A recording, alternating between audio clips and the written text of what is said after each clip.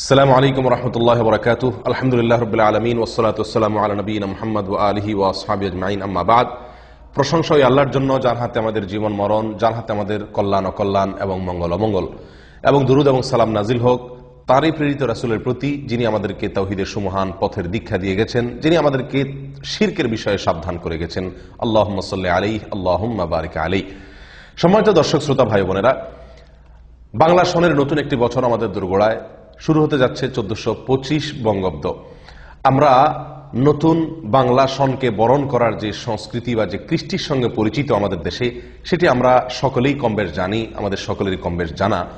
তো এই বাংলা সন, এটার বর্ষবরণ, পহেলা বৈশাখ কেন্দ্রিক যে সংস্কৃতি বা কৃষ্টি প্রচলিত আছে, সে বিষয় সম্পর্কে কিছু কথা আরজ করার এরাদা রাখি। ওমা তৌফিক ইল্লা বিল্লাহ। প্রথম যে কথাটি বলতে চাই সেটি হলো, বাংলা সনের ইতিহাসটুকু আসলে কি, কোত্থেকে এটা শুরু হয়েছে। পৃথিবীতে যতগুলো সন প্রচলিত আছে তার সমস্ত সনগুলোরই একটি গোড়ার ইতিহাস, একটা উৎপত্তির বড় কোনো ঐতিহাসিক ঘটনা থাকে যেখান থেকে সেই সনগণনা শুরু হয়।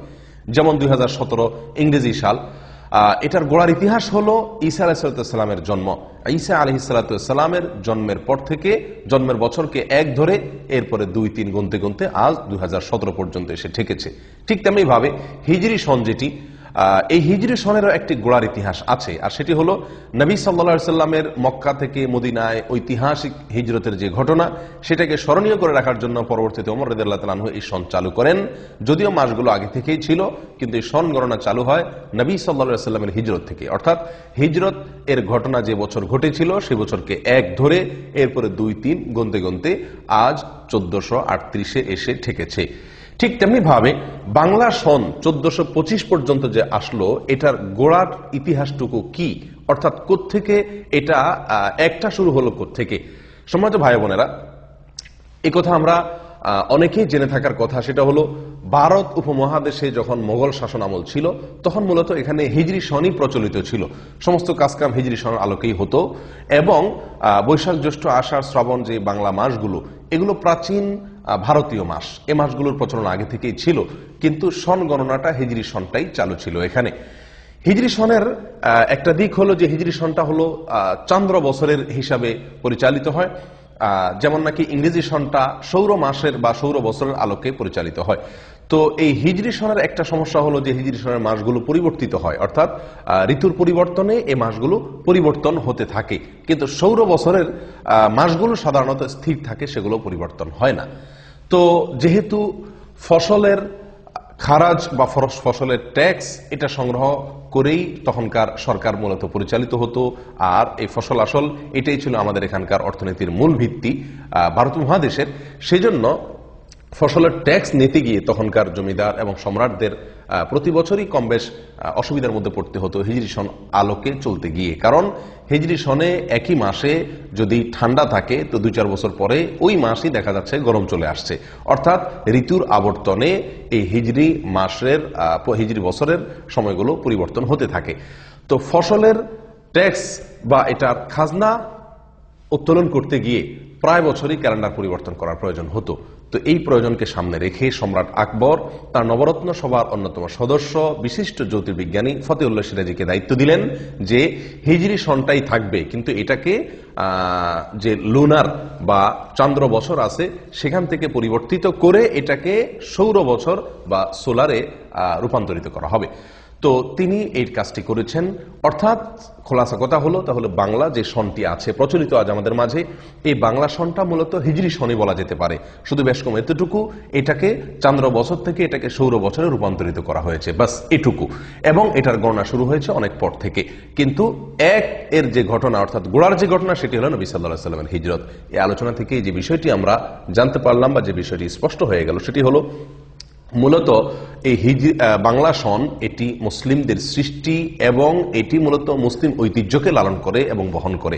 এর সঙ্গে মুসলিম ঐতিহ্যের সম্পর্ক অত্যন্ত সুগভীর। দ্বিতীয় যে বিষয়টি আমরা বলতে চাই সেটি হলো, পয়লা বৈশাখ উদযাপনের যে সংস্কৃতি আজ আমরা দেখছি, এটার ইতিহাস কি। তো এই বিষয়ে আমরা বলতে চাই যে পয়লা বৈশাখ উদযাপনের 3টি স্তর আমরা পাই। প্রথম স্তরে পয়লা বৈশাখ উদযাপিত হতো জমিদারদের আমলে, সম্রাটদের আমলে। জমিদাররা তাদের সাধারণ মানুষের কাছ থেকে যে ট্যাক্স বা খাজনা সংগ্রহ করত ফসলের, সেটা চৈত্র মাসের শেষে, বছরের শেষে খাজনা সংগ্রহ করা হয়ে গেলে আনন্দ স্বরূপ, উৎসব স্বরূপ খুশি হয়ে তারা পহেলা বৈশাখে মানুষের মাঝে মিষ্টি বিতরণ করতেন এবং সাধারণ মানুষও সেই মিষ্টি সানন্দে গ্রহণ করতেন এবং নিজেরা আনন্দ ভাগাভাগি করতেন, কারণ খাজনা রাজনা পরিশোধ হয়ে গেছে, তাদের মধ্যেও একটা নির্ভার একটা ভাব চলে আসতো। তাহলে পহেলা বৈশাখের প্রথম উদযাপনের চিত্রটা ছিল শুধুমাত্র এটুকু যে পহেলা বৈশাখে জমিদাররা তাদের প্রজাদের মধ্যে বা সাধারণ মানুষের মাঝে মিষ্টি বিতরণ করতেন, সাধারণ মানুষ মিষ্টি খাওয়া খাই করতেন, বাস এই ছিল পহেলা বৈশাখের আনন্দ উৎসব। এবং এটার কোনো জাতীয় পর্যায়ে কোনো ভিত্তি ছিল না, এটা সামাজিকভাবে হতো ছোটখাটো আকারে। দ্বিতীয় যে স্তরটি আমরা দেখতে পাই সেটি হলো জমিদার প্রথা যখন বিলুপ্ত হয়ে গেল, তখন পহেলা বৈশাখ মানে ছিল হালখাতা। হালখাতা ছাড়া পহেলা বৈশাখে আর তেমন কিছুই ছিল না। সারা বাংলাদেশে আনাচে কানাচে, শহরে বন্দরে সব জায়গায় সকল দোকানদাররা পহেলা বৈশাখ উপলক্ষে দোকানকে সাজগোজ করিয়ে যে সমস্ত ক্রেতারা সারা বছর বাকি নিয়েছেন তাদেরকে উৎসাহ দিতেন, তাদেরকে জন্য কার্ড বিতরণ করতেন, দাওয়াত দিতেন, যাতে পহেলা বৈশাখ সকালে এসে দোকানে তাদের পূর্বের দেনা পরিশোধ করে নতুন খাতা খোলেন এবং হালনাগাদ করেন তাদের দেনা পাওনার হিসাব নিকাশকে, এবং এই উপলক্ষে কিছু মিষ্টি মন্ডা ইত্যাদি খাওয়ানোর ব্যবস্থা করতেন। সবার ভিতরে এক ধরনের আনন্দের আবহ ছিল। এটার মধ্যেও কোনো জাতীয় ভাব ছিল না, বরং এটাও নিছক সামাজিক একটি আনন্দ, সামাজিক একটি উৎসব হিসাবে উদযাপিত হতো। এ ছিল পহেলা বৈশাখের দ্বিতীয় ধাপ বা দ্বিতীয় স্তরের ইতিহাস। এরপরে শুরু হলো তৃতীয় স্তরে পহেলা বৈশাখ উদযাপনের চিত্র, যেটি আজকে আমরা দেখতে পাচ্ছি। এটি শুরু হয়েছে 1989 সালে। আপনি উইকিপিডিয়াতে যদি সার্চ দেন দেখবেন সেখানে বিস্তারিত তথ্য আছে এবং এ সম্পর্কে বিভিন্ন বই পুস্তকেও তথ্য পাওয়া যায়। 1989 সালে সর্বপ্রথম ঢাকা বিশ্ববিদ্যালয়ের চারুকলা ইনস্টিটিউটে বেশ কিছু তরুণ শিক্ষার্থীর উদ্যোগে সর্বপ্রথম এই নতুন আঙ্গিকে বা নতুনভাবে পহেলা বৈশাখ উদযাপন শুরু হয়। আর এদের মূলে যারা ছিলেন সংগঠক হিসাবে, তাদের মধ্যে অন্যতম ছিলেন কলকাতার বারোদার একজন শিক্ষার্থী, যার নাম ছিল তরুণ ঘোষ। এই তরুণ ঘোষ মূল নেতৃত্বে থেকে আরো কিছু যুবক শিক্ষার্থী তারা মিলে এই পহেলা বৈশাখকে নতুনভাবে উদযাপনের চিন্তা ভাবনা তারা আবিষ্কার করলেন এবং এটা তারা চারুকলা থেকে শুরু করলেন। আর সেটি ছিল আনন্দ শোভাযাত্রা বের করা। অর্থাৎ পহেলা বৈশাখে সকালে চারুকলা থেকে একটা আনন্দ শোভাযাত্রা বের করে কিছুদূর প্রদক্ষিণ করে ঢাকা শহরের বিভিন্ন জায়গা ঘুরে আবার সেটা চারুকলা এসে শেষ হতো।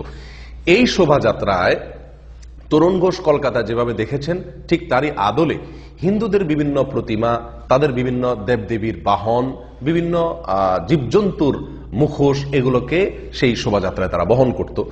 কিছুদিন যেতে না যেতেই এই আনন্দ শোভাযাত্রাকে নামটিকে পরিবর্তন করে দেওয়া হলো মঙ্গল শোভাযাত্রা। অর্থাৎ এটি কিছুদিনের মধ্যে পরিবর্তিত হয়ে এসে গেল এটার ভিতরে এমন একটি নাম যে নামটির সঙ্গে হিন্দু ধর্মের বিশ্বাস, তাদের পূজা একেবারে সরাসরি জড়িত, অর্থাৎ মঙ্গল শোভাযাত্রা নাম দেওয়া হলো এবং মঙ্গল শোভাযাত্রা উদযাপন শুরু হলো। আর এই মঙ্গল শোভাযাত্রা এটাই হলো পহেলা বৈশাখের আজকের যুগে সবচাইতে বড় আয়োজন এবং সবচাইতে বিশাল আয়োজন। মঙ্গল শোভাযাত্রাটা কি? মঙ্গল শোভাযাত্রাটা হলো মূলত পহেলা বৈশাখের সকালে নারী পুরুষ সকলে মিলে ঢোল এবং তবলার তালে তালে রাস্তায় বের হয়ে মিছিল করা, র্যালি বের করা, শোভাযাত্রা বের করা, উদ্দেশ্য মঙ্গল প্রার্থনা করা। অর্থাৎ এই রাস্তায় বের হলে, মিছিল বের করলে ঢোল তবলা বাজাতে বাজাতে নারী পুরুষ একসাথে মিলে মিশে এবং সেখানে বেশ কিছু প্রতিমা, বেশ কিছু পশু পাখি, বেশ কিছু প্রাণীর ছবি, মুখোশ এবং তাদের প্রতিমা, এগুলোকে বহন করা হয়। উদ্দেশ্য এই শোভাযাত্রার মাধ্যমে যেন আমাদের জীবনে বরকত আসে, কল্যাণ আসে, বিপদ আপদ দূর হয়, এই উদ্দেশ্যে এই শোভাযাত্রা বের করা হয়। অমঙ্গল শোভাযাত্রা অর্থাৎ মঙ্গলের জন্য বা মঙ্গলের উদ্দেশ্যে শোভাযাত্রা বের করা। সম্মানিত দর্শক ভাই বোনেরা, এই মঙ্গল শোভাযাত্রায় যে সমস্ত মুখোশ বা যে সমস্ত প্রতিমা ব্যবহার করা হয়ে থাকে, এই মুখোশ এবং প্রতিমাগুলো আসলে কি? এগুলোকে নিছক আর্ট হিসাবে, এগুলা কি নিছক সৌন্দর্য হিসাবেই বহন করা হয়? উত্তর হলো জি না, এটিকে নিছক সৌন্দর্য হিসাবে, নিছক আর্ট হিসাবে ব্যবহার করা হয় না, বরং যে সমস্ত প্রাণীর মুখোশ অথবা প্রতিমা বহন করা হয়ে থাকে মঙ্গল শোভাযাত্রায়, আমরা একটি একটি করে যদি খোঁজ খবর নেই তাহলে দেখতে পাবো তার প্রতিটি প্রতিমা, প্রতিটি মুখোশই হিন্দুদের কোনো না কোনো দেবতার সঙ্গে, হিন্দুদের কোনো না কোনো পূজার সঙ্গে সরাসরি জড়িত। তার ভিতরে সবচাইতে বেশি যে মুখোশগুলো দেখা যায় তার অন্যতম হলো পেঁচা। এই পেঁচা সম্পর্কে হিন্দু ধর্মের বিশ্বাস অনুযায়ী এই পেঁচা হলো মঙ্গলের প্রতীক। মঙ্গলের প্রতীক, এবং শুধু মঙ্গলের প্রতীকই নয়, এটা হলো তাদের অন্যতম একজন দেবতা, লক্ষ্মীর বাহন। লক্ষ্মীর বাহন অর্থাৎ এই পেঁচার মুখোশ বহন করলে লক্ষ্মী আসবে, মঙ্গল আসবে, কল্যাণ আসবে। এটা হলো হিন্দুদের একটি বিশ্বাস। সেই হিসেবে মঙ্গল শোভাযাত্রাতে প্রচুর পরিমাণে আপনি দেখবেন পেঁচার মুখোশ বা ছবি বহন করা হয়। ঠিক তেমনি ভাবে ইঁদুর, এটা হলো গণেশের বাহন হিন্দু ধর্ম বিশ্বাস অনুযায়ী। হনুমান হলো রামের বাহন। হাঁস, এটা হলো সরস্বতীর বাহন। আপনি মঙ্গল শোভাযাত্রায় হাঁস দেখতে পারবেন অনেক পরিমাণে। তেমনি ভাবে হাতি এবং বাঘ এবং সিংহ, এগুলো হলো দুর্গার বাহন। আপনি মঙ্গল শোভাযাত্রায় প্রচুর পরিমাণে বাঘ সিংহের মুখোশ আপনি দেখতে পাবেন, এটা হলো দুর্গার বাহন। গাভী, এটা হলো রামের সহযাত্রী। ময়ূর, এটা হলো কার্তিকের বাহন, এটাও আপনি দেখতে পাবেন মঙ্গল শোভাযাত্রায়। খেপা ষাঁড় বা ক্ষিপ্ত ষাঁড়, এটা হলো শিবের বাহন, এটাও আপনি দেখতে পাবেন মঙ্গল শোভাযাত্রায়। এছাড়াও সূর্য দেবতা হিন্দুদের অন্যতম একটি দেবতা। আপনারা মঙ্গল শোভাযাত্রাতে সূর্যের মতো কিছুটা মানুষের মাথার মতো দেখতে পাবেন। প্রচুর পরিমাণে এই প্রতীকটা মানুষ বহন করে থাকে, এগুলো নাকি মঙ্গলের প্রতীক। সম্মানিত দর্শক ভাই বোনেরা, এই হলো মঙ্গল শোভাযাত্রার মোটামুটি একটি চিত্র, যেটি আমি আপনাদের সম্মুখে তুলে ধরার চেষ্টা করেছি। এই মঙ্গল শোভাযাত্রায় যেই প্রতিমাগুলো বা যেই মূর্তিগুলো, যে ছবিগুলো বহন করা হয়ে থাকে, এগুলো যে নিছক সৌন্দর্যের অংশ নয়, এগুলো যে নিছক আর্টের জন্য নয়, এগুলো বহন করা হয় এক ধরনের উপাসনা হিসাবে, এক ধরনের প্রার্থনার অংশ হিসাবে। এগুলো নিয়ে বের হলে রাস্তায়, তাহলে কি হবে? মঙ্গল নেমে আসবে। ঠিক যেমনি ভাবে হিন্দুরা তাদের পুজোয় মঙ্গল শোভাযাত্রা বের করে একই নামে, ঠিক সেই নাম এবং সেই কাজ, সেগুলোর সবগুলোর সমাহার রয়েছে মঙ্গল শোভাযাত্রা। বরং আমরা বলতে পারি হিন্দুরা 12 মাসে 13 পূজা করে। যে সমস্ত প্রাণী, যে সমস্ত দেবতার বাহনের সঙ্গে তাদের ভক্তি জড়িত, বিশ্বাস জড়িত, সেগুলোকে আমরা একদিনে বর্ষবরণের নামে করে থাকি, শুধুমাত্র মঙ্গল শোভাযাত্রার মাধ্যমে। আর সম্মানিত দর্শক ভাই বোনেরা, কেউ বলতে পারেন যে আমি বাড়িয়ে বলছি, অর্থাৎ এই সমস্ত চিত্রগুলো, এই সমস্ত ছবিগুলো, এই সমস্ত মুখোশগুলো, কার্টুনগুলো, এগুলো নিছক আনন্দের জন্য, মজা করার জন্য, বা আর্ট হিসাবে, সৌন্দর্য হিসাবে, অথবা আমাদের গ্রামীণ বা লোকজ ঐতিহ্যকে ফুটিয়ে তোলার জন্য এগুলোকে ব্যবহার করা হয়ে থাকে মঙ্গল শোভাযাত্রায়। আমি বিনয়ের সঙ্গে বলবো যে বিষয়টি এরকম না।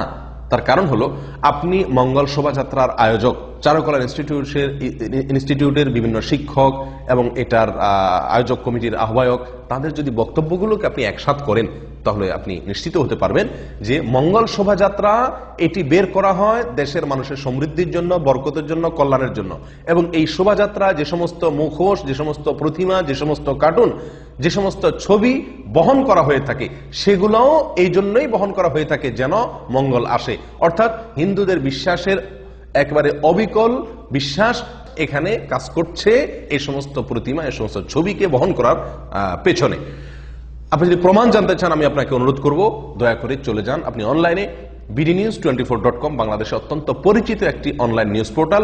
তার 2014 সালের 14ই এপ্রিল, পহেলা বৈশাখ এবং মঙ্গল শোভাযাত্রাকে কেন্দ্র করে কয়েকটি রিপোর্ট সেখানে প্রকাশিত হয়েছিল।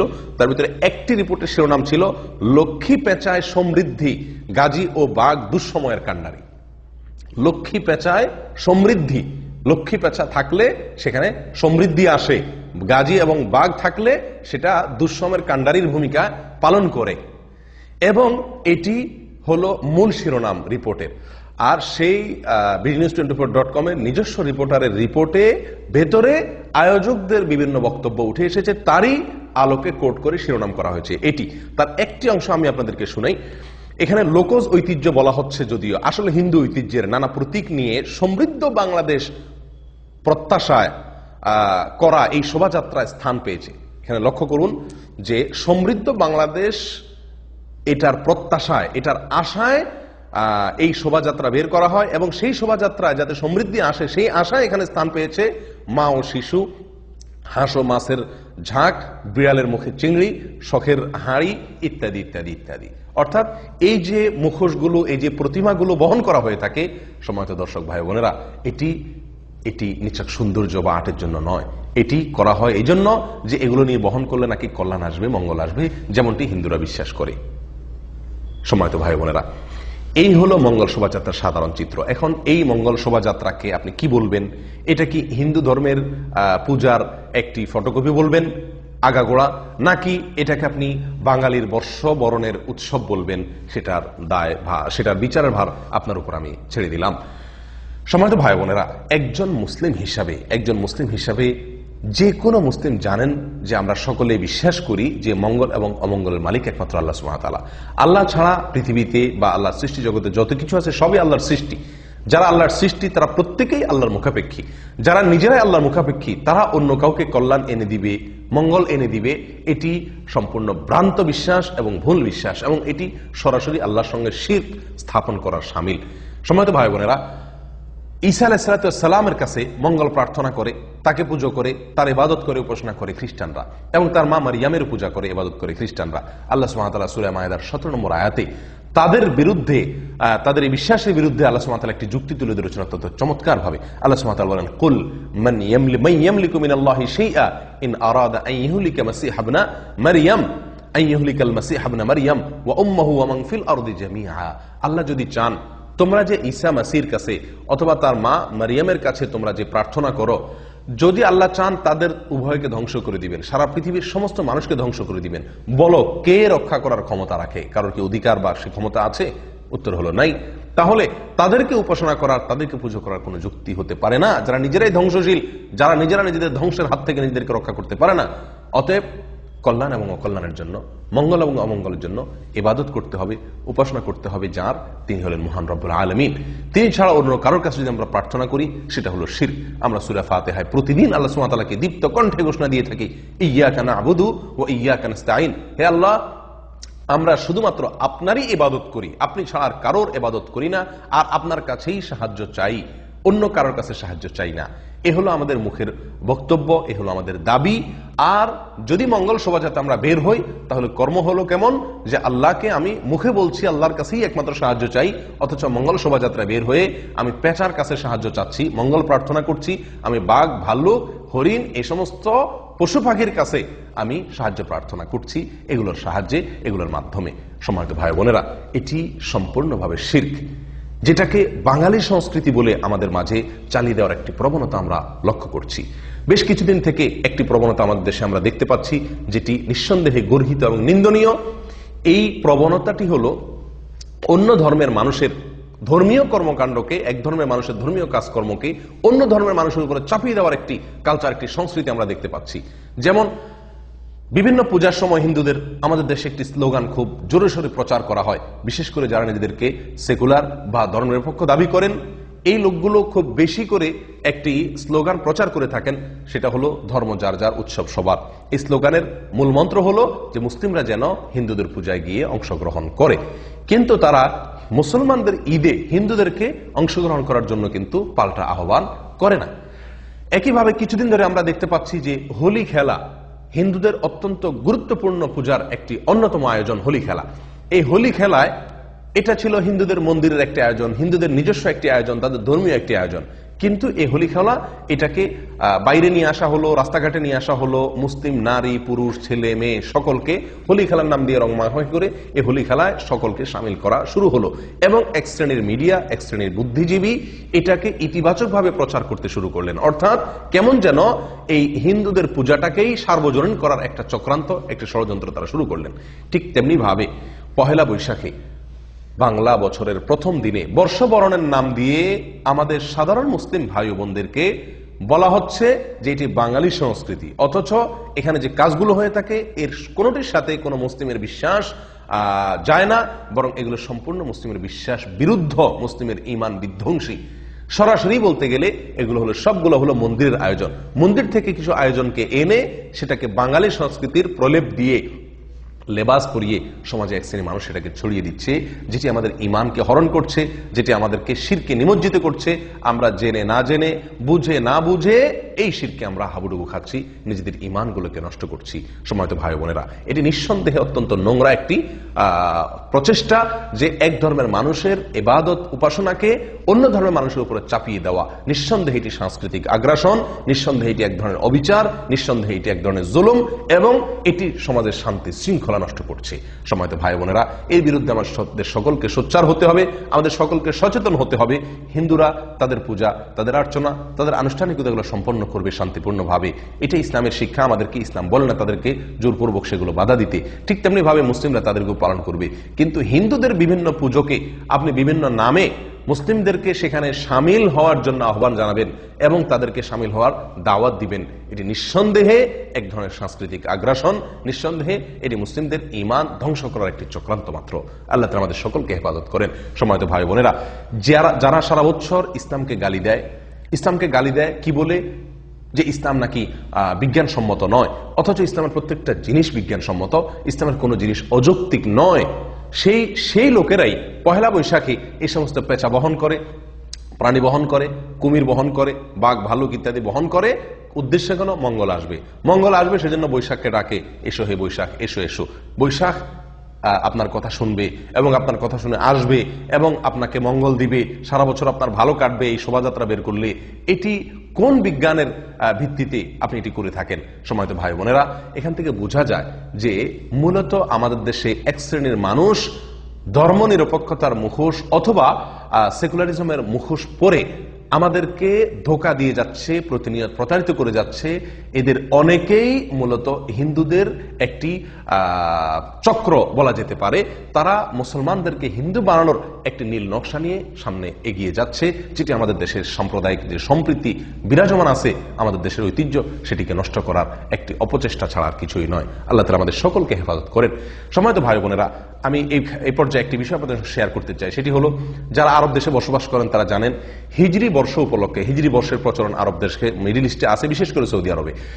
এই হিজরি বর্ষের প্রচলন এখানে আছে। এখানকার সমস্ত কাজকাম হিজরি বর্ষ উপরে হয়, ভিত্তি করে হয়। অফিস আদালত সবকিছু হিজরি বর্ষের আলোকে পরিচালিত হয়। বেশিরভাগ আরাবিয়ানকে আপনি দেখবেন যে তারা ইংরেজি বর্ষের মাসগুলো কখন আসে, কখন যায়, কোনটা কখন, তারা অনেকে জানেনও না। কিন্তু আরবি অর্থাৎ হিজরি তারিখ তারা প্রত্যেকে মুখস্থ রাখেন এবং প্রত্যেকে স্মরণ রাখেন এবং এই হিসাবেই তারা সমস্ত কাজকাম করে থাকেন, তাদের অফিস আদালত চলে। অথচ তারা হিজরি বর্ষের প্রথম দিনটিকে বরণের নাম দিয়া কোনো প্রকার আনুষ্ঠানিকতা তাদের মাঝে নাই, কোনো ধরনের উৎসব তাদের মাঝে নাই, কোনো ধরনের কালচার বা সংস্কৃতি তাদের মাঝে নাই। এর বিপরীতে আমরা দেখি আমাদের বাংলা নববর্ষকে কেন্দ্র করে কত তুলকালাম করা হয়, কত কাণ্ড ঘটানো হয়। এই প্রথম দিনকে উপলক্ষ করে কত কিছুই না আমরা করি। আমাদের ভাবখানা এমন যে আমরা আমাদের বাঙালিত্ব এটা রক্ষা করার জন্য জীবন দিতে প্রস্তুত, অথচ সারা বছর আমরা বাংলা সনের কোনো খোঁজ খবরও রাখি না। বাংলা মাস কখন আসে কখন যায় আমাদের দেশের বেশিরভাগ মানুষ জানেন না বললেই চলে, কেউ খবর রাখেন না। এমনকি বাংলা সন কত চলছে এই প্রশ্নের উত্তরে আমি বিশ্বাস করি যে বাংলাদেশের বেশিরভাগ মানুষ না বলতে পারবেন, জানেন না, এই কথাই তারা বলতে বাধ্য হবেন, কারণ আসলেই তারা কেউ জানেন না এবং খোঁজ খবর রাখেন না। প্রিয় ভাই বন্ধুগণ, সেখানে বাংলা সনের কোনো প্রচলন দেওয়ার কোনো খোঁজ খবর নেই, এই সনের সারা বছর এটার আলোকে হিসাব নিকাশ করার কোনো খোঁজ খবর নেই। অথচ প্রথম দিনকে বর্ষবরণের নাম দিয়ে আমাদেরকে যে পথে নেওয়া হচ্ছে সেই পথটি হলো শিরকের পথ নিঃসন্দেহে। সম্মানিত ভাই বোনেরা, পয়লা বৈশাখ উপলক্ষে সবচেয়ে বড় আয়োজন যেটি মঙ্গল শোভাযাত্রা, সে বিষয়ে আমি কিছু কথা আর্জ করলাম। এর বাইরে আরো যে সমস্ত কর্মকাণ্ড আছে, যেমন পান্তা ইলিশ খাওয়া পয়লা বৈশাখের সকালে, এই পান্তা ইলিশ এটিও মূলত হিন্দুদের একটি পূজা থেকে এসেছে বা পূজা থেকে ধার করে নেওয়া হয়েছে। আর সেটি হলো হিন্দুরা কার্তিক মাসের শেষে রান্না করে এক ধরনের উপবাস করে বা রোজা রাখে তাদের মতো করে, এবং আশ্বিন মাসের শেষে তারা রান্না করে এক ধরনের উপবাস করে বা রোজা রাখে, এবং কার্তিক মাসের সকালে তারা পুজো করে তাদের ওই আগের দিনের রান্না করা, মাসের শেষে রান্না করা পুরাতন ভাতকে পানি ঢেলে সেই ভাত দিয়ে তারা তাদের উপবাস ভঙ্গ করে। এটা তাদের একটা পূজার অংশ। ঠিক তারই আদলে বাঙালি সংস্কৃতির নাম দিয়া পহেলা বৈশাখের সকালে আপনার চৈত্র মাসের দিনের রান্না করা ভাতে পানি ঢেলে এটাকে পান্তা করে তারপর এটা খাওয়া হয় এবং এটাকে বাঙালি সংস্কৃতি হিসাবে প্রচার করা হয়। মূলত এটারও পিছনে রয়েছে হিন্দুদের একটি ধর্মীয় বিশ্বাস, হিন্দুদের একটি পূজা।